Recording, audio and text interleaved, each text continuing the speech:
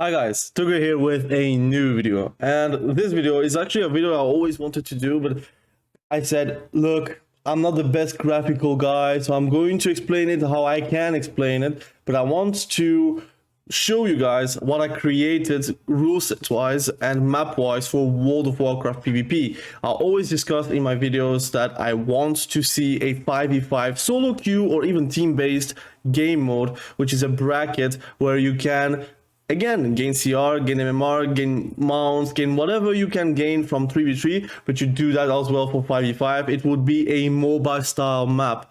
So I'm going to explain a bit with also some game notes, because again, I'm not like native English speaking, so I don't want to be all the time, you know. So I prefer to have like a guideline where I can discuss about how it works. Now, what are the rule sets? It is a mobile style map, like League of Legends or Heroes of the Storm, or even Dota 1, Dota 2, or even just Defense of the Ancients from Warcraft 3, for example, or even, I don't know if in Warcraft 2 you also had that with custom maps, but I don't know. But it is a style of map. And how do you win those kinds of games? Where pretty simple, you have to destroy the enemy nexus. The enemy nexus is here. So this is the enemy nexus, this is your nexus, or if you're playing the opposite, it is here your nexus, and the enemy nexus would be underneath blue side. So you have blue side, red side, and that's it. What is the map consisting? You have one jungler for each team. You have the mid lane, which is often only one guy. The top lane, which is often the longest lane too, which is the most volatile lane. And then you have the bot lane, which is also a longer lane, but you have two guys, 2 versus 2. And often you have like a support, which is again the healer. And then you have the ADC, which is the most scaling I would say class or champion in League of Legends, for example, that needs some support because you are pretty much defenseless. In World of Warcraft terms, support would be the healer. So, for example, Disc Priest, which is a bit more aggressive, or a Holy Paladin or Holy Priest. You have different styles of supports, right? And then you have an ADC, which is, I would say, the most scaling or more babysit class that you actually need some healing and some sustain. So I would maybe say like a windwalker, or I would say like a warrior. You have different specs. You can also put a ranged one. So, for example, someone that doesn't have a lot of survivability. Now, casters and ranged have survivability in this game, at least in World of Warcraft. But I would say, like, for example, Hunter could be there. You have some tools. And in mid lane, you would have something that is pretty good in roaming, but also pretty good at wave clearing, because you will have waves, but I'm going to discuss about it a bit further down the game notes. But pretty much you have like mages that are very good, or assassins. Like, for example, rogue would be very nice in mid lane. And then you have the junglers, which is the most versatile role that you can have in Heroes of the Storm, or even in League of Legends or whatever. They are clearing the jungle, which are AI, but we are going to discuss about that as well a bit further in the video. But you have like junglers that are very mobile. So I would say a mage could be a good jungler if he has good wave clear. Again, it depends. It really depends about balancing again. If the AI is hard to kill or not. But that would be very nice. Or you could have, for example, a hybrid style class, like for example a Retribution Paladin, not a lot of mobility but very good sustain, and you have a bob and such, so you have a lot of ways to actually sustain and help your team. Or an enhancement shaman, for example. I would say even what you could do is also a pet class, like for example a hunter, or you could also make a rogue. Again, a bit less clear, but you are better at ganking, because like Evelyn in League of Legends, you're stealthed. And how do you get yourself out of stealth? By placing wards. But I'm going to discuss about it as well a bit further into the video. And then you have the top lane, which is the lane where generally you have tanks or engagers or good team fighters. So you could have, like for example, a tank tank specs could be welcome on this map, for example, because it is the way is about team fights. So it is not obnoxious to have a tank, right? So you would also include specs that are not included in arenas, and that would be very good for the tank players from RBGs that do love to play tank, but they don't have a home with arenas, could have a home with this game mode.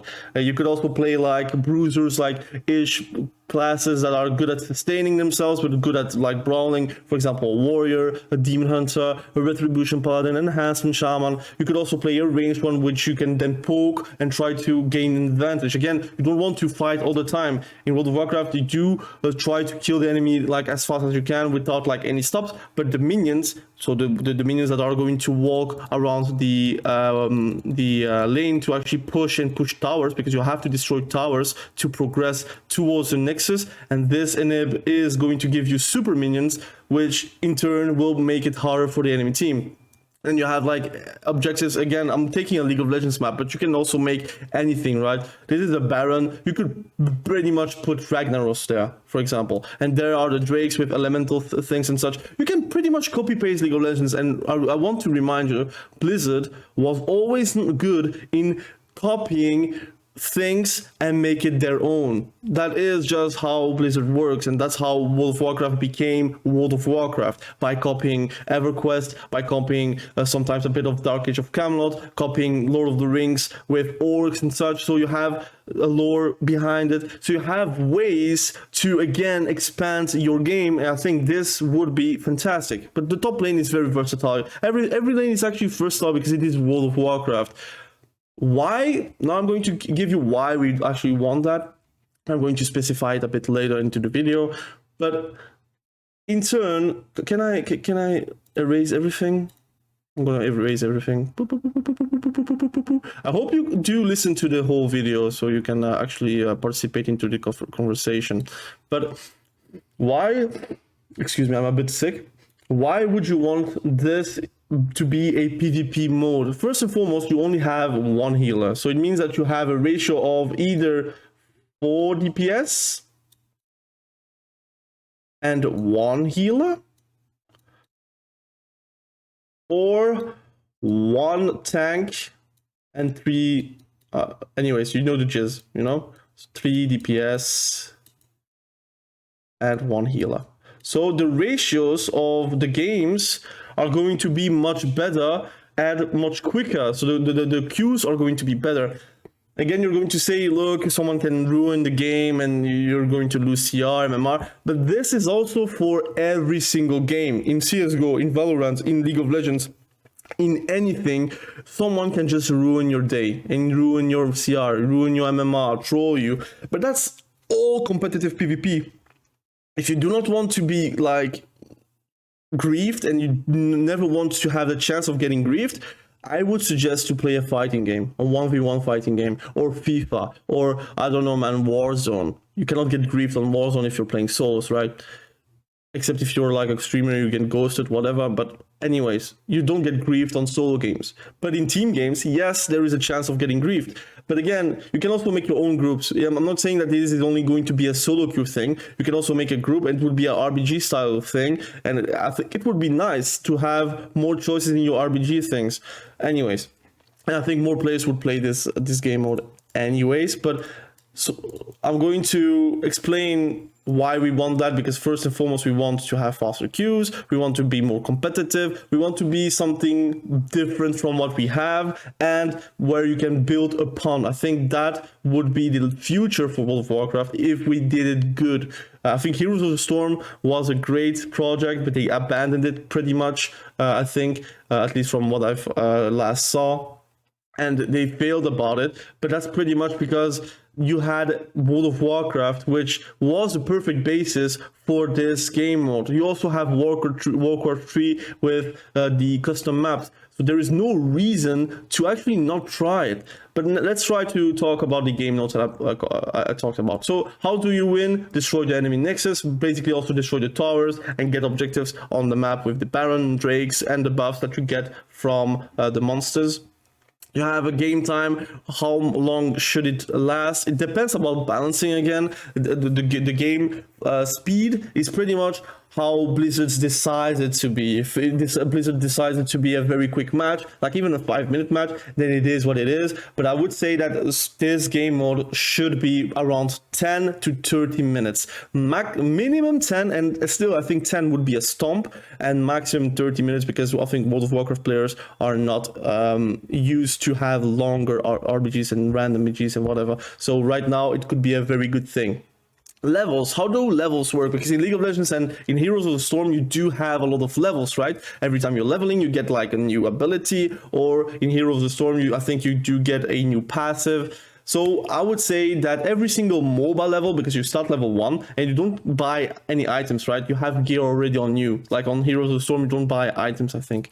So every time you're leveling, you get a choice node pretty much for you, and you can choose which passive you do get, or like a change on ability or whatever. You can do whatever you want, Torghast style, right? So every single level you would get like a choice node of 5% more DPS, or 5% more healing, or 5% more health, something like that. And every single level you get that, so you become stronger and stronger. So there is a reason to actually push your lead and clear your minions and clear the jungle and try to get as high as level as possible to get a lead and have an easier game for you, right?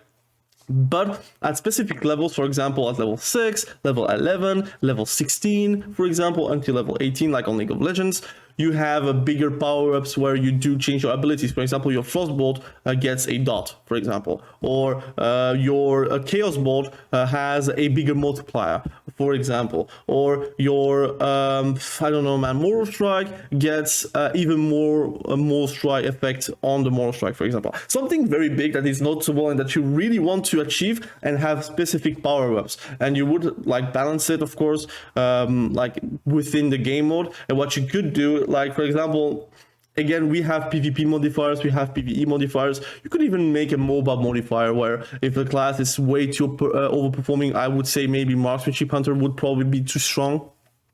You would then give a minus 10% nerf on their damage for that specific game mode.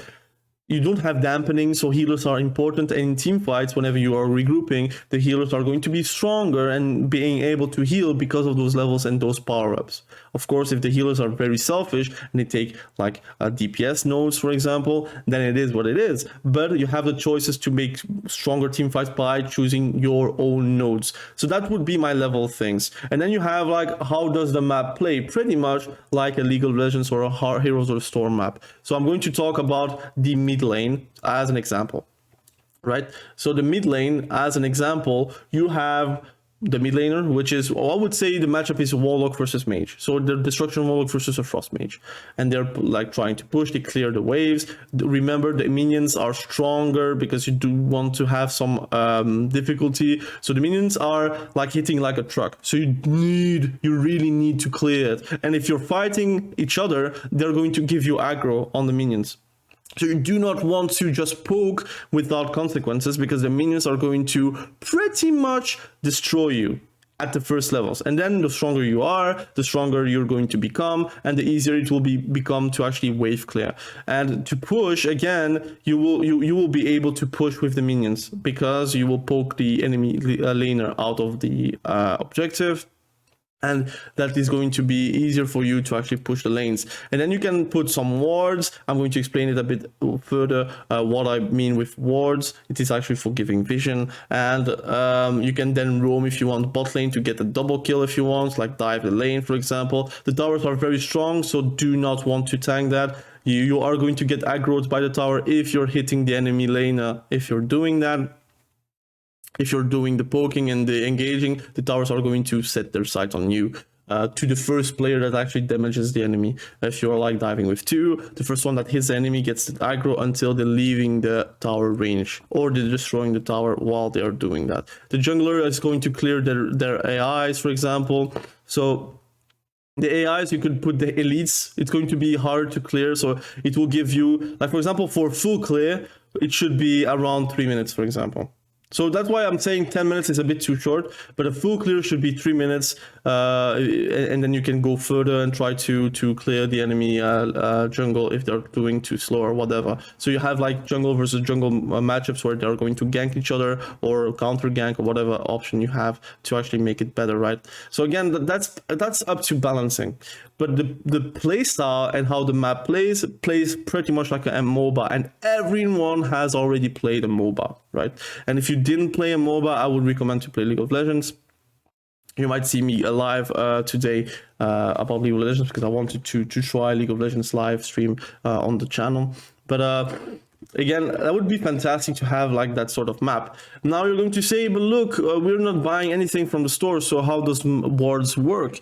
Well, at the start of the match, like sometimes you get it from different BGs or different game modes, you get an item in your bag, which is a rechargeable item. You put it on bar, and that would be your wards. And like for example, the choice of having a ward or a sweeper gets actually decided at the start of the match, and every single time you can actually talk to an NPC and change your ward to a sweeper, for example. A sweeper, what is a sweeper? A sweeper is something that you're going to use to actually remove the wards of the map. A ward, the duration again is depending on balance. It could be 1 minute, it could be 1 minute and a half, it could be 2 minutes again, and the same for a CD. How long is a CD? It depends about Blizzard, right? So balancing wise, I cannot really speak about it because it depends about Blizzard. Again, this map is also depending on Blizzard, but at least you have the idea behind the actual suggestion, right?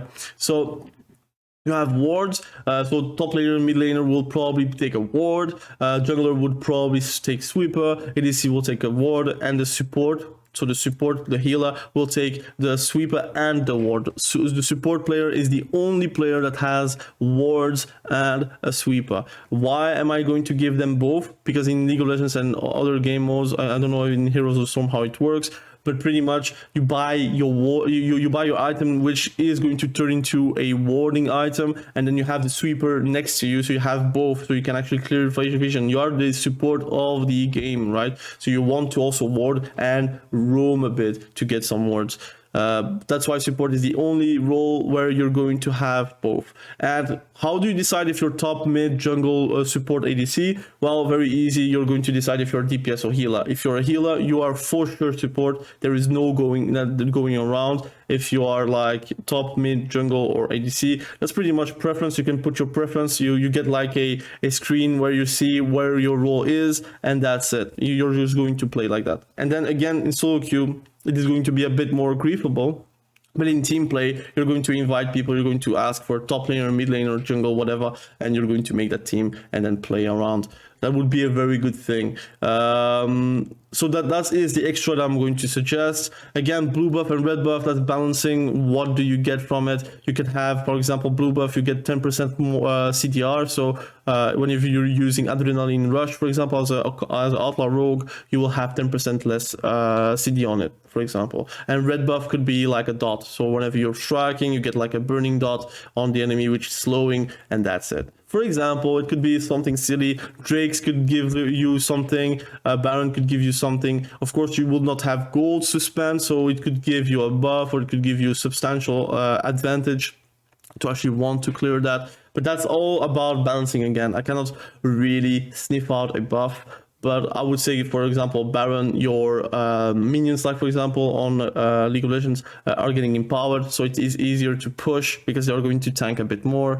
They're becoming elites, for example. And your Drakes could be giving you small buffs, like for example, 2% movement speed or 2% CDR. Whatever you can actually imagine, you can do it, right? So that would be something very nice. Again, what would be a reward for winning? Well, if you're winning, you get like a lot of CR, depending on how you win, and how you lose. The same how you lose depends, and you will lose CR or gain MMR if you win or lose. So it could be a very something very like interesting. That those are the extras. And now I'm going to tell you guys why I want this on World of Warcraft PvP. I'm going to give you a few bullet points. First and foremost, it is something fresh and new. People are going to jump on it. PvEers are going to jump on it. PvPers are going to jump on it. Even MOBA players are going to jump on it because they are going to see a new opportunity to be king of the hill. They're going to be trying to be the best MOBA World of Warcraft player.